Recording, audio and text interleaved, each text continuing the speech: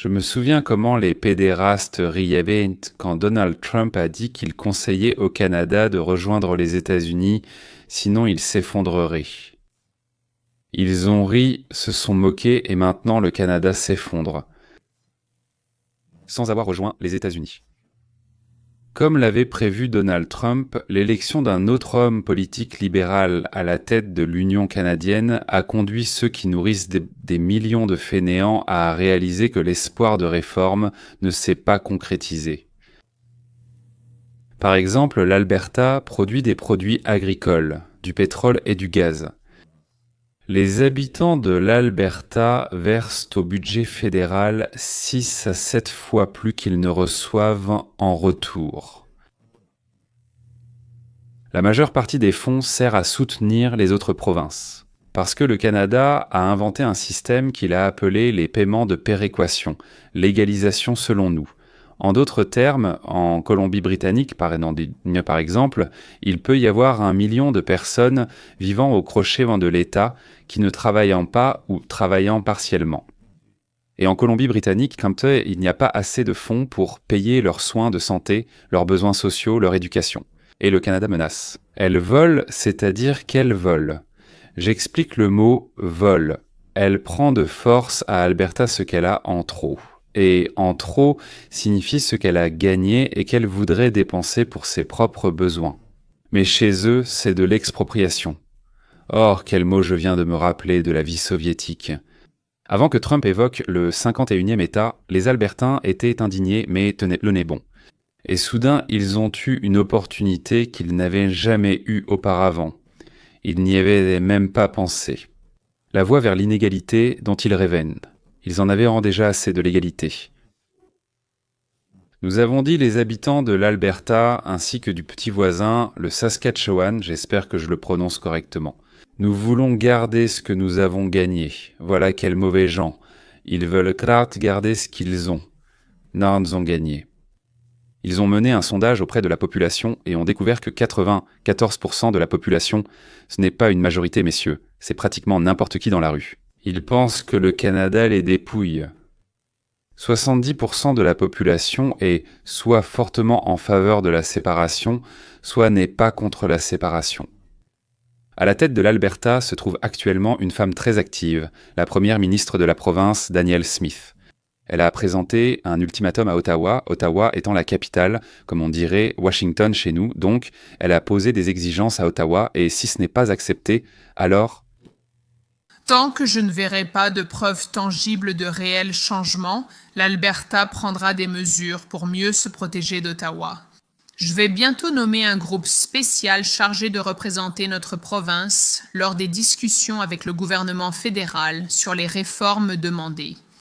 Premièrement, l'Alberta exige un accès garanti aux corridors et aux ports sur les côtes du Pacifique, de l'Arctique et de l'Atlantique pour l'exportation internationale du pétrole.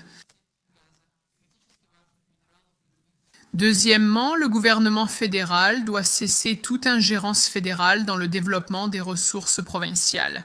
Le gouvernement fédéral ne doit pas imposer de taxes ou de restrictions à l'exportation des ressources de l'Alberta sans le consentement du gouvernement albertain. Et quatrièmement, le gouvernement fédéral doit accorder à l'Alberta les mêmes transferts fédéraux et l'égalisation par habitant, tout comme pour les 3 autres plus grandes provinces, le Québec, l'Ontario et la Colombie-Britannique. C'est-à-dire que si nous n'obtenons pas cela, essentiellement A, notre argent et B, l'accès de notre pétrole aux marchés mondiaux, alors nous, les gars, goodbye, je ne vais pas chanter parce que je n'ai absolument aucun sens musical. Eh bien, en gros, nous allons nous séparer de vous, les gars. Merci, Alberta vient de percer un trou dans le récit soigneusement élaboré d'Ottawa. Tandis que le gouvernement de Mark Carney retarde les oléoducs, Danielle Smith a conclu un accord direct avec les États-Unis en se rendant au sud. L'encre est fraîche, les chiffres importants, et le symbolisme l'est davantage. Pendant des années, l'Alberta a dû attendre, faire des compromis et supporter les coûts des objectifs climatiques fédéraux, tandis que ses ressources restaient inutilisées. Cela envoie un message. Si Ottawa n'agit pas, l'Alberta trouvera une autre solution. Et à Washington, l'accueil ne pourrait pas être plus différent. Les responsables américains voient cela comme une victoire pour la sécurité énergétique et un moyen d'assurer un approvisionnement pétrolier plus fiable en période d'instabilité mondiale. Pour l'Alberta, c'est une percée qui pourrait signifier des milliards de revenus d'exportation. Pour Ottawa, c'est un cauchemar politique. Mark Carney s'est fait connaître pour son contrôle, son maintien de la fédération et la stabilité rassurante pour les investisseurs. Oui, mais devinez quoi, cet accord montre que le contrôle lui échappe. Le plus intéressant viendra à la fin de cette émission. À l'Alberta s'est jointe la Saskatchewan. Il a bien dit, je pense. De plus, au Manitoba, il y a aussi des discussions sur une éventuelle adhésion avec ces gars-là. Se séparer du Canada, c'est difficile, presque impossible, mais quand même presque, pas totalement impossible. Seulement s'il faut changer les lois de la nature, oui, pour ainsi dire, ou les propriétés de l'homme, ce qui est aussi une loi de la nature. Si une, deux ou trois provinces exigent la séparation, dans le but de rejoindre les États-Unis, le reste du Canada n'aura pas beaucoup de solutions à cette situation. Donc premièrement, on peut y envoyer des troupes, mais je soupçonne que l'armée canadienne de l'énergie atomique ne voudra pas y aller. Et la séparation avec la perte de ceux qui apportent le pain et le beurre, ou bien le passage complet aux États-Unis, tout le Canada suppliant d'être accepté comme territoire, comme État ou quelque chose comme ça, est-ce que cela ne changerait pas l'équilibre politique des forces aux États-Unis ? Beaucoup de Canadiens se sont tellement habitués à vivre aux dépens des producteurs, c'est-à-dire aux dépens de quelqu'un qui travaille dur pour eux et leur donne la plus grande partie de ses gains. Les prendre sans qu'ils aient erré pendant 50 ans dans le désert, ça ne nous tente pas trop, pour être honnête avec vous. Ce n'est pas bien, non. S'ils partent pendant 50 ans dans le désert, puis reviennent, ils demanderont sûrement à être acceptés, et nous les accepterons probablement. Danielle Smith, cette première ministre des États-Unis, a contourné le gouvernement fédéral. Le Canada, je veux dire, et elle a signé un accord sur un oléoduc avec l'État du Montana aux États-Unis. Là-bas, il y a des raffineries construites spécialement pour le pétrole canadien. C'est la première véritable étape vers l'indépendance. Cela montre que Trump n'agit pas sur un coup de tête. Ce n'est pas par stupidité, comme le disait la rarement les gros russophones simiesques, a déclaré Canadia. Il était donc au courant des problèmes liés au pétrole, aux impôts, du mécontentement extrême de plusieurs provinces du Canada envers le gouvernement. Mais il n'est pas allé vers eux lui-même, il a plutôt lancé cette idée qu'il pouvait reprendre et venir à lui. C'est exactement ce qui s'est passé. Il vaut toujours mieux négocier quand on vient à toi. Sous-titre réalisé par Dima Torzok.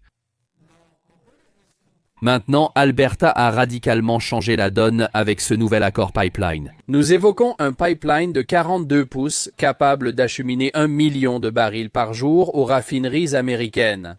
1 million de barils par jour qui sont spécialement construite pour raffiner le pétrole lourd de l'Alberta. Voilà l'affaire. La province a déjà investi 350 millions de dollars dans l'acquisition de terrain et le respect des exigences réglementaires. Ils ont commencé à agir, à investir de l'argent, à racheter des terres. L'Alberta vient de choquer tout le monde en annonçant un important accord sur un oléoduc avec les États-Unis. Une initiative aisément approuvable qui accélérerait l'économie de l'Alberta, surtout avec les débats croissants sur l'indépendance. Cet accord ne concerne pas seulement le pétrole. Garantir un partenaire futur est essentiel pour la prospérité de l'économie albertaine sans le Canada, car l'Alberta a déjà trop souffert du manque de pipeline. La plupart des Canadiens considèrent le manque de capacité des oléoducs comme une crise. En Alberta, cela suscite un sentiment de colère. Danielle Smith s'est levé et en gros a dit « Devinez quoi, nous allons construire notre propre fichu pipeline avec les États-Unis. » Et ce n'est pas un petit projet secondaire. On parle d'un monstre qui va transporter 1 million de barils par jour.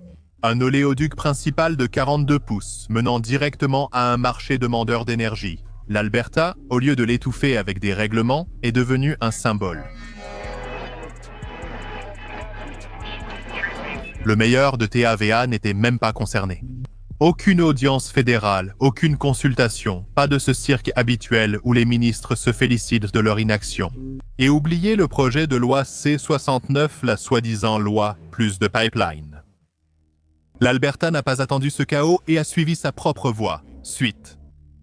Danielle l'a présentée comme une avancée vers la souveraineté et la construction nationale. Honnêtement, elle a raison. La partie laborieuse du Canada a décidé de ne plus nourrir les autres provinces.